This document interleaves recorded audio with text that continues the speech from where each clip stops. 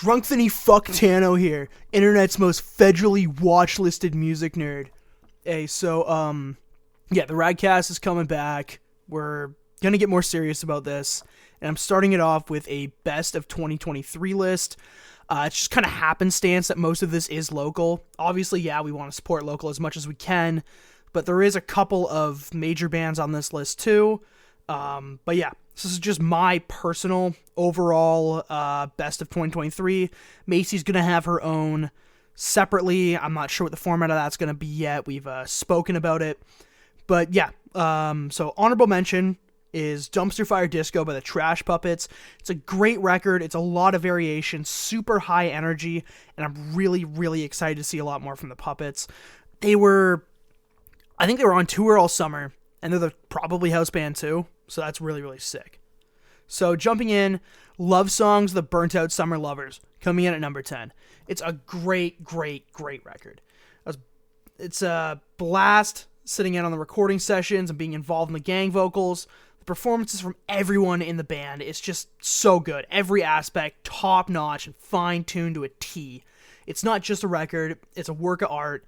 Brighter tones and production. It brings a flaming hot summer vibe to this, especially that riff on Beaches, and it just fits the record so well. Lovers reach into their noise rock inspirations on this too, using the studio and production as an instrument in and of itself, and it works amazingly. It brings a lot more dimensions to the sound of the record, and it expands a lot on that kind of vibe that they had on Punk Lust Romantics. And while I love Lover's fast stuff, there's slower songs on this too, like Sleeves and Sunscreens are also amazing, but that's not really a surprise, because those are an expansion to the second half of Ubermensch off of Punk Lust Romantics, which in my opinion is their best song. Overall, it's a fantastic record, but personally, I still prefer Punk Lust Romantics, Jesus Christ, more aggressive punk vibe. The standouts on the record are Mushroom Baby, Beaches, and Bottle Rocket. Now, coming in at number 9, ianbw. It's with Waiting. It just dropped yesterday. The day I'm recording this, the 16th of December. Yesterday was a huge day for them. It's an amazing, amazing slower song. The band's more Midwest emo influences, mixing in with their punk influences. It works great. It's probably their best work to date, in my opinion. Expanding on the vibes from the first record, Zero Experience. And these guys, they're still in high school. And they're not just good for, a high, they're a genuinely good band. I'm so excited to see what they're doing in 5 years. And, also yesterday, I got to see them play live at Grogettes, and I did vocals on Cancel Out with them. You can check out that on my personal YouTube channel. If you just look up my name, Ryan LG. And I cannot say enough good things about these kids. And the vocal layering, just in the production, the screams in the background, it's phenomenal. Right into the guitar solo and into the chorus. It's fantastic. I think they recorded this at the Sugar Shack, in London, which is a fantastic studio, so obviously no issues. Moving on to number 8, Everybody Wants by Junko Daydream. This is another single, but the opening riff on this is killer, proving that what everybody wants is, in fact, more fucking Junko goddamn Daydream. Vocalist Jack Dove shows their ability to jump between soft vocals and harsh vocals extremely well on this track. Bringing shades of Bug Bites off of their first EP, a mainstay in their live shows, while still bringing their louder and chaotic hardcore sound, mixing that with catchy hooks and this fucking bomb-proof chorus. I'm beyond stoked to hear more from Junko and see some more live shows from them in the coming years. And now we're moving into the first major band. So it's the first of only 2 major bands on this list, coming in at number 7. Some of it was true, but the Menzingers. The Menzingers, they were my top artists on Spotify this year, so it's no shocker they have a real strong place in my heart. I listen to After the Party daily. Every day, I cover to cover that record. I may be a spaz about it, but it's such a good record, and they're such a good band. It opens with this beautiful, beautiful riff on Hope is a Dangerous Little Thing, breaking into this insane chorus with gang vocals, and it's got some awesome screams on that first song and the clean vocals, which sets a beautiful, amazing tone for the record. Moving into No Place in This World for me, it's a little more of a downer opening riff, but it moves into a slower song that even your fucking grandma could listen to. And the rest of the record is great, but the next big ear catcher, Come On Heartache, which was another single. Actually, I think everything that I mentioned was one of the 4 singles. But yeah, it feels like smoking a cigarette on the side of the road after a breakup, lit only by the lights of some nowhere motel. You just drove your ass out and you're like, I need a dart. The next ear catcher is Take It to Heart with its funky, boxy riff. I think this one wasn't a single. And it's just got this huge chorus. Another standout is Closer, Running in the Roar of the Wind, which is just this beautiful, hope-filled, uplifting song, which you kind of need at the end of a record that's as lyrically much of a downer as this is. Not that that's a bad thing. They're an emo band. I don't know what you fucking want. Overall, the record is great. Continue to expand on the more polished sound the band set on Rented World and After the Party. And the standouts on this one, Hope Is a Dangerous Little Thing, and Come On Heartache. Now we're moving back into a single, number 6, Julio by Weiner Kebab out of Toronto. I saw these guys at Polluted's Insidious release show, and they are just this whacked out, wild band that just does some nice genre-bending stuff, and it's amazing. It always works. They have a typical sound if you listen to their EP. A lot of it's like, yeah, this is Weiner Kebab, but they always, every like 4 or 5 songs, I think they'll do something wild. So this is like the second time they've ever done anything wild. I think they have like maybe 10 songs out. So the one off that one was Chili Dog. It's this like old school country mixed with hardcore, and Julio is no exception to that rule. There's a bit of a blend of jazz, spoken word, and hardcore on this. They said it couldn't be done. It sounds like a fucking Frankenstein monster, but yet it's amazing. It was one of the best things I heard this year, telling a story of a man being hunted by what I'm assuming is an ex-criminal partner, and then just devolving into this, kill children, kill children, kill children, kill children, and shit. It's amazing. It's exactly what you want from Weiner Kebab. It's exactly why they're a band that you need to be paying attention to. It's a wild ride from start to finish, and I fucking want more. Number 5, Medusa, Dammit Goldie. It opens with this synth pulse, punctuated by wobbly bass. You think you're listening to a fucking Skrillex record or something. I mean, in a good way. Until that intense riff cuts through. Hamilton's Finest really fucking outdid themselves. Cutting into a funky drum beat under these clean vocals, showing off some sounds from the bands like Motionless and White, before launching into this huge sounding chorus with an explosive verse in the middle of the song. Reaching back to that about a minute later for a breakdown. This is 5 minutes of fucking bliss. Every time I saw them I think 2 or 3 times this year. Almost died in that pit every time. Check them out when you get a chance. If they're ever in London and you want to drive to Hamilton, they're great live.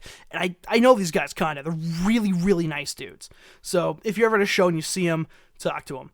So the next one coming up, number 4, No Exceptions to Whom It May Concern. This is their first EP with their new drummer Jeff Phillip after losing Jaden.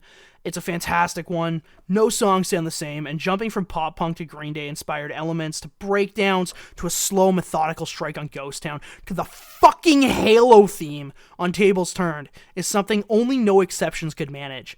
Jet brings a new vibe to the band and his metalcore leanings while still absolutely respecting the old material on live shows, keep Jaden's spirit alive while still bringing a new dimension to the band that absolutely works. Absolutely catch these guys when you can. They're super, super nice guys. I'm proud as hell to call these guys friends. And their live show will fucking blow your ass off. The standouts on this one are Ghost Town and Tables Turned. Spreading fucking truly, me liking Knocked Loose, me fucking liking Knocked fucking Loose, fuck! Yeah, it's no secret I'm a massive Knocked Loose fan. And it's the only other band that's like not local that's hitting my top 10 list this year.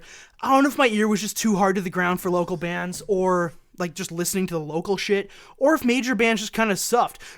Avenged Sevenfold. But the London scene, it's at least for me, it's overshadowed pretty much every major release this year, except for, of course, as previously mentioned, the Menzingers and Knocked fucking Loose. I don't even really have much to say, just because it's just good. Everything is just good.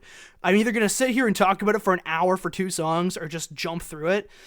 But they beat the breakdown call out, the Arf Arf, off of Counting Worms, topped themselves with Knocked Loose, motherfucker! And just into one of the most wild breakdowns you could ask for on Deep in the Willow. And then that leads right into the second song, Simple Kick. It's 2 songs slammed right together, might as well be one. It's just a kick drum, and then it just hits into that opening riff. The for the fuck, what's the other one called? I thought I wrote it. Everything is Quiet Now. And it makes that riff hit that much harder. Altogether, it's just another fantastic effort from Knocked Loose. Now, coming in at the number 2 slot, Mental State, the 11 Steps. That came out early this year. And it's hard to fucking believe it's been almost a full it hasn't been a full 365 since Mental State dropped this. This is their last full length. I think Jackson was still on My World, but this is their last full length with longtime bassist Jackson Voss, who departed the band on good terms a little later into the year. He was replaced with Nathan Wookie, who played for Mind Riot for a bit, who was then just recently replaced with the bassist from my band, Kat. So at this juncture, the Drafted and Mental State are basically just me and Adam versus Ian. Same rhythm section, it's great. It works out really well. And I'm beyond stoked to be able to share that. Yeah, we're hopefully going to be playing soon. Anyway, back to Mental State. His writing, so Jackson's writing can be felt on the songs, and it's so fitting that his voice is the first thing that you hear on the record. And his bass lines are always recognizable. Songs like Scene Police and obviously Low off of Hardcore 22. But trust me, I know what Kat will do. She will not disappoint. I've been writing songs with her for a little bit, 6 months maybe now, and she's beyond talented. So don't worry, Mental State is still going to be extremely fucking good. The entire record is just this collection of songs that have been floating around their live shows for a while before hitting the studio. And producer Scott Brunel, he did a fantastic job of letting the songs breathe through themselves. Well, he did flex his skills on AD, which is the closer in the last part of the Death trilogy, which we'll get to. And it follows up their best song, Death itself. Honestly, the entire trilogy is what makes this record shine. Mental State ska-core stuff has always, it's been great. It's great shit, but they got the same vibe as Drive by the Cars in a hardcore song, which is insane to me. I remember hearing it for the first time live. They were playing it at the Holy Diver, and the sun's going down behind Ian, that pink light's gaining more ground in the light as the sun gives out, and it fit the song perfectly. The record, it's fantastic, and like stated before, I cannot wait to see what Kat does with them. Also, the choice to re-record the first 2 Mental State singles was a great one. As much as I was in love with the original Record Store 85, the Redux makes the original first release look like a fucking sloppy mess in comparison. There's no way to sugarcoat that. Showing how far the band has come, and specifically Ian, because I think he's the only guy from that original recording left in the band. And I believe Jackson might have been on that first recording, so I guess same for him.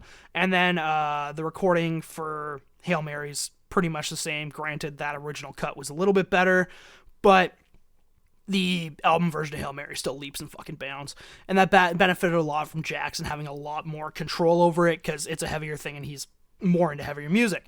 The samples, they also add a fantastic touch to the record. The standouts for this one are the Death trilogy, Scene Police, and the Redux of Record Store. Okay, number 1, fucking take your goddamn fucking wild guess. It's Polluted. It's Polluted's recent EP, Insidious. What the fuck can I say about Polluted that hasn't already been said? These boys are the tip of the fucking spear for the London scene, gaining its huge fan base in the entirety of southwestern Ontario. I was talking to Hunter. He's out in Guelph. Random people are screaming his lyrics. They're good. They're an insanely good band, and this is them refined to a T. They got recognized at Fat Mike's Punk Rock Museum when they dropped Death Roll in between the full length and this, and they don't need any introduction. Respect to the original drummer Booster, but swapping him out for Matt Forget was probably the right choice. You can hear it on the record specifically. Banana Shirtland, great record, but a lot of the drum parts on this, you can tell Matt had a lot more influence on than what was probably already written for Banana Shirtland, and his influence really is the final piece that Polluted needed.